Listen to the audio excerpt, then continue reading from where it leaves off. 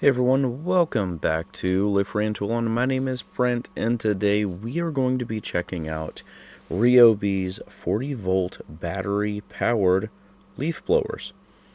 What you are looking at on the screen is the most powerful leaf blower that at least I've ever used, if not the most powerful one ever. Keep your eye on the screen. You're going to see a little bit of the facts about it, and I'm going to talk about the reality of it. I'm doing something different. These reviews, I'm going to voice over because you just don't need to see me talking on the screen. Let's check out the action. Now, this blower, as I go through here, it's incredible. In fact, it's blowing the leaves and clearing them like I've never actually seen before. It's pretty effortless too. Now, that's the big one, 850 CFM. Now, this is last year's big model. The one you just saw was a backpack version. The one that you're now seeing is a handheld version. 40 volts, 730 CFM, and this is actually 190 miles an hour. The backpack one was 180, but it was 850 CFM. And you can tell the difference. This one isn't moving the leaves the same way. Now, I'm both using them on max power, or at least using them both on max power. This one is a pure analog system. It's just two buttons, your first button and your second button to turn it on turbo. This has a speed tip that creates that 190 miles an hour, and the other one had a speed tip that created 180 miles an hour. I'm struggling with this one just a little bit, but as you can see, I'm getting the work done. It's just taking a little bit more work. But I do like this one for the mobility. You don't have to put on a backpack. It's easy to get around. And I really do appreciate that.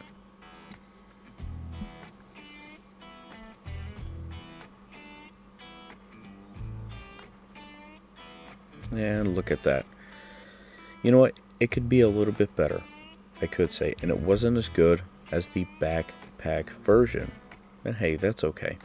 You're never going to be perfect, but for a battery-powered leaf blower, it's pretty good. Now, I actually have a water slide that's blow-up.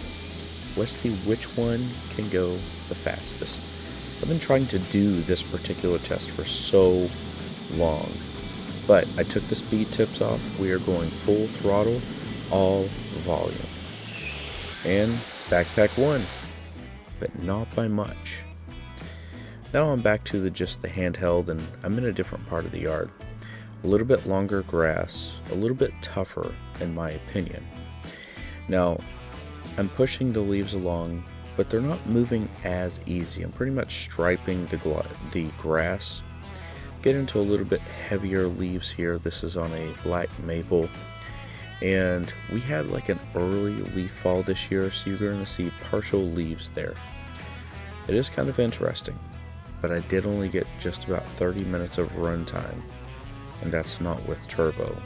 If you use turbo on the handheld, maybe about 15 minutes. Ryobi knows it's not the best out there, and they do make a backpack adapter to this as well. Now, getting back to the backpack.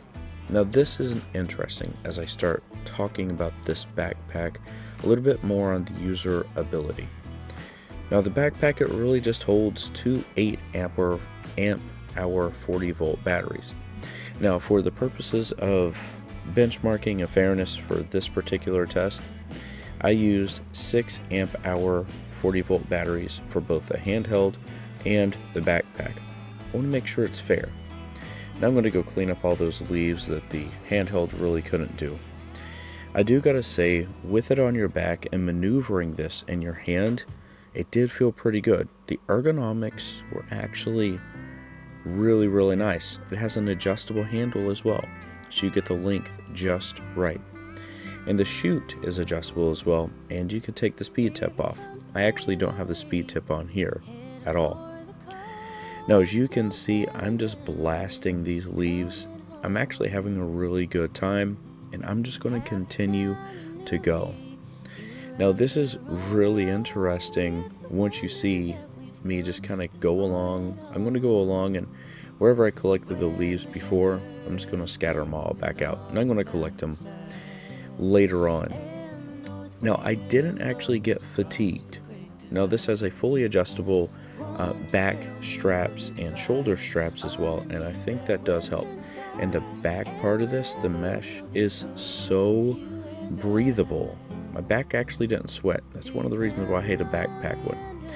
But there is no vibrations on my back either, because literally I'm just storing the batteries on my back, and the blower is all on really an arm system that pivots to your right. So it's kind of like a super handheld blower.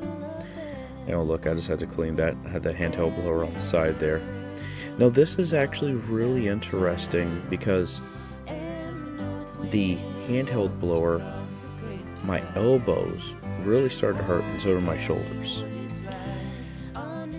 Now let's get back to the backpack. You can run about 2 hours on the max run time. If you do max power, about 45 minutes. That's what I found. If you want to watch the review and go back to that one. And that's actually really, really good. 2 hours, 8 amp hours. The other one, right around 30 minutes, maybe 45 minutes. If you use an 8 amp hour battery. But man, I gotta tell you, I'm so happy with the backpack blower. That's my pick.